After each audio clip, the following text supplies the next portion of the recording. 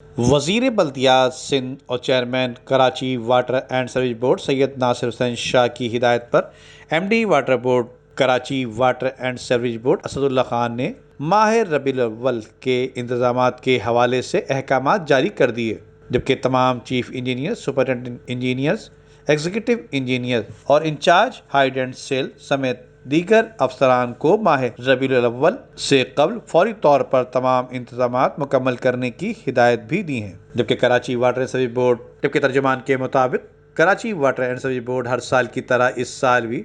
ماہ ربیع الاول کے دوران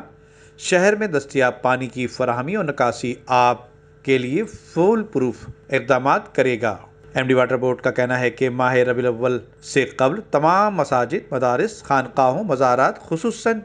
جشن عید میلاد النبی صلی اللہ علیہ وآلہ وسلم کے جلوسوں، استقبالیہ کیمپوں اور اجتماعات کو درپیش فراہمی اور نکاسی آب کے تمام مسائل فوری طور پر حل کیے جائیں۔ ایم ڈی واٹر بورڈ کا کہنا ہے کہ جشن عید میلاد النبی صلی اللہ علیہ وآلہ وسلم کے جلوسوں، استقبالیہ کیمپوں، اجتماعات اور جلوسوں کے راستے پر بلا معاوضہ واٹر ٹینکر پہنچائے جائیں۔ ایم ڈی واٹر بورڈ نے چیف انجینئر سیوریج آفتاب احمد چانڈیو اور انچارج ہائیڈرنٹ سیل شہباز بشیر کو انجمن غلامان مصطفیٰ صلی اللہ علیہ وآلہ وسلم، پاکستان سنی تحریک، اہل سنت والجماعت کے مرکزی رہنماؤں اور علماء کرام سے